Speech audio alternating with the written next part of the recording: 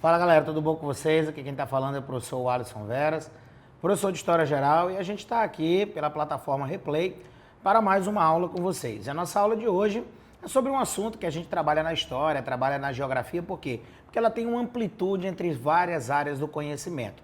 E o nosso assunto que a gente vai trabalhar hoje é exatamente referente à poderosa Revolução Industrial. Uma revolução que para muitos nada mais é do que inicialmente uma evolução, porque os processos eles vão evoluindo paulatinamente, e a partir do século XIX, de fato, com o surgimento de grandes conglomerados, o surgimento de novas formas de indústria, é que de fato a revolução ela se consolida no planeta. Então a gente vai trabalhar um pouco essas dinâmicas para entender o que de importante essa revolução industrial nos trouxe e também, os problemas que ela pode gerar. Então vamos lá.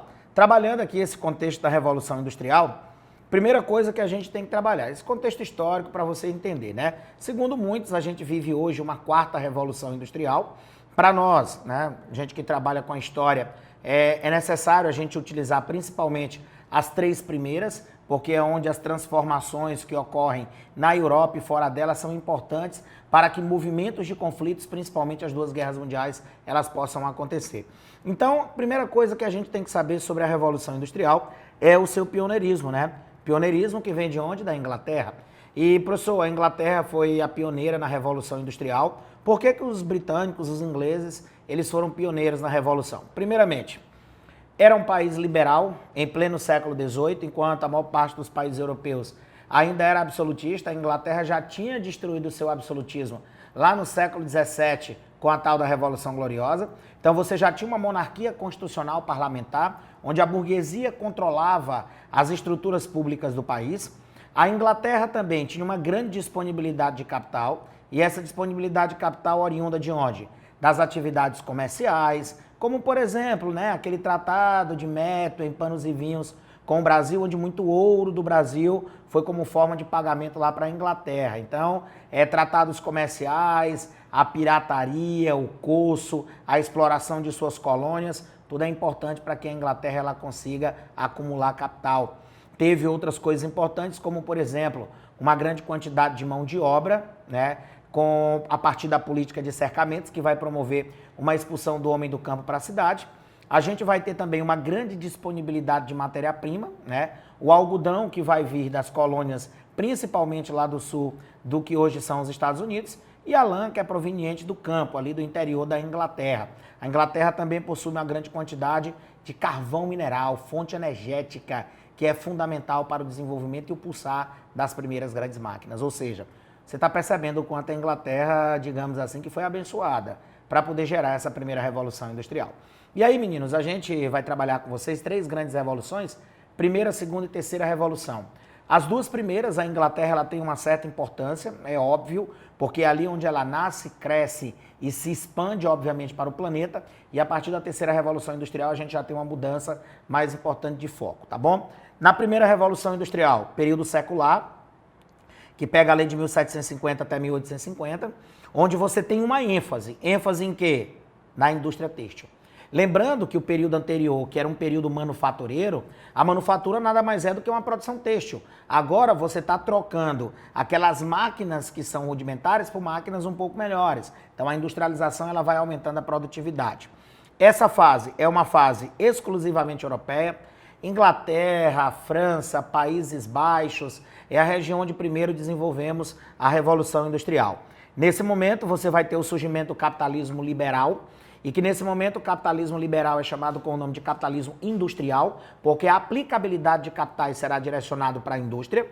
Você vai ter o carvão mineral como a principal forma de fonte de energia, a criação do vapor. E uma coisa importante, nesse momento, não é tão importante ter qualificação de mão de obra, A qualificação de obra, ela não é um fato tão importante, por quê? Porque as máquinas, elas praticamente poderiam ser operadas apenas com manuseios. Então, com esses manuseios, não precisa ter uma qualificação tão grande. E durante cerca de 100 anos, nós vamos ter a Revolução Industrial ali nessa dinâmica europeia. E, meninos, ali na transição do século XVIII para o XIX, algumas invenções serão importantes para mudar a estrutura da Revolução Industrial. Como, por exemplo, o surgimento do vapor. E aí o surgimento do vapor, posteriormente, vai fazer com que nós tenhamos o surgimento da locomotiva, do barco a vapor, que vão encurtar distâncias, que vão oferecer uma maior dinâmica para escoamento de produção, logisticamente é mais fácil o deslocamento e com isso a Revolução Industrial ela começa a se expandir. E aí esse processo de expansão da Revolução Industrial, principalmente com o surgimento dessa indústria, né, de meios de transporte, a gente chega numa segunda Revolução Industrial. E aí essa segunda Revolução Industrial, meninos, ela é uma revolução, digamos assim, que muito forte, porque ela pega ali de 1850 e vai até 1945, olha aí, final da Segunda Guerra Mundial. Então você percebe que as duas grandes guerras mundiais, elas se encaixam dentro desse momento histórico. A grande crise financeira de 29 também se encaixa. A política imperialista, a revolução na Rússia, o surgimento de regimes totalitários, tudo se encaixa nesse grande momento. Por quê? Porque a industrialização ela vai trazer muita coisa benéfica, mas ao mesmo tempo ela vai trazer muitos malefícios, tá bom? Vamos aqui, ó, essa fase. Continentes atingidos. A Europa praticamente como um todo, a América dando ênfase para os Estados Unidos, principalmente no século XIX, pós-marcha para o oeste, pós-guerra de secessão, quando de fato consolida a identidade industrial nos Estados Unidos. E na Ásia você vai ter o Japão, com a sua poderosa era Meiji, que a gente vai ver posteriormente. Nesse momento, o capitalismo é um capitalismo monopolista e financeiro, porque começam a surgir os monopólios, cartéis, trustes, posteriormente holdings, e é nesse momento que nascem as bolsas de valores. E aí o controle financeiro do mundo até hoje é muito importante para o desenvolvimento, né, e venda de ações de empresas. Então você percebe que a indústria que antes pegava todo esse capital agora vai ser dividido, porque ele é transformado em ações e essas ações elas são vendidas em bolsas de valores.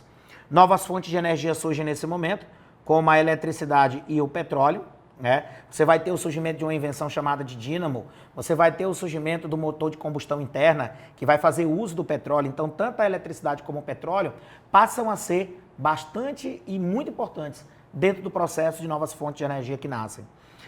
Temos uma difusão da industrialização para outros setores. Obviamente que a indústria têxtil se mantém como aquela carro-chefe, né? Mas outras começam a galope. Então, você vai ter a indústria bélica, a indústria automobilística, que são duas poderosas indústrias que nascem nesse momento. A indústria pesada, certo? Como a indústria, por exemplo, da metalurgia, da siderurgia, petroquímica. Então, indústrias pesadas, de fato, começam a nascer nesse momento. E aí nós temos uma difusão muito forte da industrialização. Olhem aqui, ó, 3 coisinhas importantes que os vestibulares da Via Láctea adoram, certo? A ideia de acumulação de capital, as teorias de produção e os movimentos sociais. Vocês tomem muito cuidado com isso, tá bom? A acumulação de capital, 3 grandes estruturas, cartéis, trustes e holdings. Dos 3, o que é já de cara proibido é cartel. Por quê? O que é um cartel? São empresas do mesmo ramo que vendem o mesmo produto e que monopolizam o preço desse produto exatamente para evitar a concorrência. E como o capital ele é liberal, hoje no caso neoliberal, você não pode simplesmente barrar o livre comércio. Você está cometendo um crime. Então, se você barra o livre comércio, isso é crime. Então, por isso que o cartel ele é proibido, tá bom? O que é que são trustes? Trustes nada mais são do que empresas que se unem para poder aumentar o seu mercado, não é isso? Tu vai ter truste vertical, truste horizontal. Então, no momento que 2 empresas elas se unem, essas empresas simplesmente elas começam a tentar aumentar o seu mercado para obter, obviamente, mais lucros. E o que é uma holding? Uma holding nada mais é do que empresas que compram ações de outras empresas e passam, obviamente, a lucrar com isso, tá bom? Então, muito cuidado com essas terminologias que são os cartéis, os trustes e os holdings, tá bom? Temos também nesse momento o surgimento de teorias de produção, porque, segundo os especialistas, se perdia muito tempo na produção, porque os operários faziam movimentos muito avulsos, e esses movimentos avulsos faziam com que eles perdessem tempo. Então, para isso, a gente tem que corrigir essa falha. E tempo é dinheiro. Nasce o Taylorismo, Frederick Taylor, e o Fordismo com Henry Ford, né? O Taylorismo, o que é que ele quer? Gerenciar a produção. Então, a gente vai criar a figura do gerente para que ele possa gerenciar homens e máquinas e para que, a partir daquele momento, a produção ela seja incessante, não pare, mas ao mesmo tempo tem uma organização. Já o Fordismo, ele trabalha com aquela ideia de quê? De uma produção seriada, a produção de um produto único e uma produção em massa. Por quê? Vou produzir, barateando a minha produção e eu vou conseguir atingir mais mercados consumidores e, obviamente, eu vou ter mais lucros. Então, a transição do século XIX para o século XX, o surgimento do Taylorismo e do Fordismo são fundamentais para que as fábricas se estruturem, mas ao mesmo tempo aumentem produção. Lembrando que essas teorias de produção, elas são questionadas também, porque muitos dizem que, de fato, a alienação acontece. Por quê? Porque o trabalhador não vai ter o controle total sobre as linhas de produção, apenas o local onde ele trabalha. Então, muita crítica é feita pela questão da alienação ao trabalhador, tá bom? Temos também a explosão de movimento social. Isso é importante por quê? Porque a gente sabe que simplesmente a exploração era muito forte. Revolução industrial, obviamente, que ela vai trazer comodidade, ela vai trazer conforto para muitos, mas ao mesmo tempo ela vai gerar uma exploração. Não havia divisão do trabalho, não havia uniformidade de horários, não havia proteção ao trabalhador, salário mínimo, absolutamente nada. E é exatamente por falta de uma legislação trabalhista e da grande exploração da industrialização que vão nascer os movimentos sociais, principalmente na Inglaterra, né? Você vai ter, por volta da década de 1810, nascendo o movimento ludista, que tem esse nome por causa de um suposto líder chamado de Ned Ludd, onde qual é o objetivo dos ludistas? Protestar contra a exploração da fábrica. É protestar contra a exploração que o patrão gera sobre o operário. E para isso, quais eram os meios que eles utilizavam de protesto? A quebra de máquinas. Ou seja, vocês não vão dizer, por favor, que a quebra de máquina é o objetivo do ludismo. Não. O ludismo usa a quebra de máquina como uma forma de demonstrar sua indignação com tanta exploração ao qual os operários recebem nas fábricas. Perfeito? Movimento que fracassa. Por quê? É um movimento violento e aí violência só gera violência, né? Posteriormente, por volta do final da década de 30 para 40, vai surgir um novo movimento chamado com o nome de movimento cartista. Esse movimento cartista vai ser organizado pelo que a gente chama com o nome de trade unions. Professor, o que é esse nome bonito aí? O que é que são esses trade unions? Os trade unions nada mais são do que os grandes sindicatos. Então, começam a surgir os sindicatos, esses sindicatos começam a congregar os trabalhadores e esses sindicatos começam a enviar carta para o parlamento da Inglaterra, por isso do movimento cartista. E esse parlamento que recebia essas cartas avaliava, né? E professor, o que é que esses trade unions solicitavam nessas cartas? Leis trabalhistas e direitos políticos, certo? Não somente lei trabalhista, mas direitos políticos também. Professor, o senhor disse que o movimento ludista fracassou. E o cartismo? Cara, o movimento cartista de cara fracassa também. Só que algumas décadas depois, já na transição do século XIX para o século XX, a Inglaterra vai começar a gerar as suas leis trabalhistas e, obviamente, que boa parte das leis que são introduzidas dentro da legislação trabalhista britânica são tiradas das trade unions, daquelas solicitações que eram feitas. Ou seja, se a médio e curto prazo o movimento ele fracassou, mas a longo prazo a solicitação ela é atendida. Por quê? A Inglaterra vai criar uma legislação reduzindo a quantidade de horas de trabalho, criando um salário mínimo, fazendo uma diferenciação do trabalho masculino, do trabalho feminino.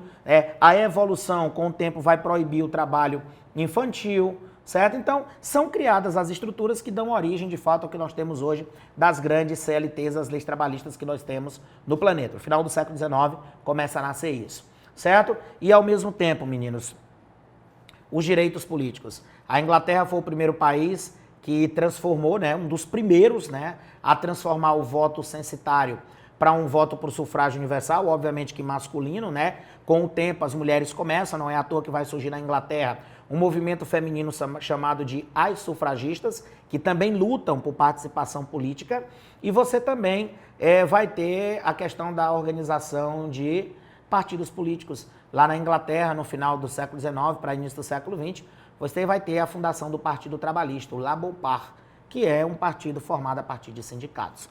Então você percebe que a longo prazo as ideias elas são colocadas em prática. E uma coisa importante dessa segunda fase, olhem aqui.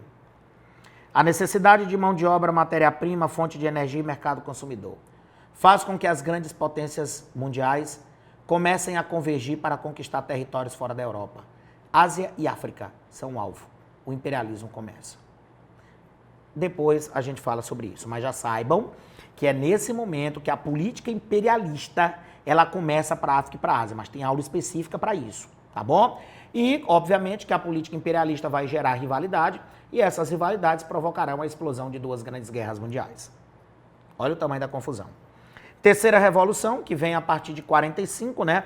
É uma fase mais global, porque todos os continentes, independente de ser pequeno ou grande, vão começar a desenvolver revolução industrial.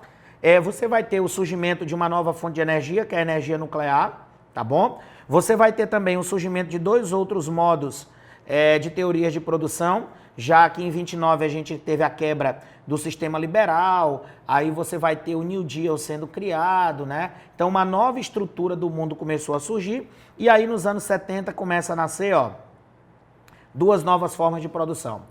Toyotismo e Volvismo, que não trabalham com aquela ideia de encher o mercado de mercadoria. Não, a gente vai produzir de acordo com a demanda.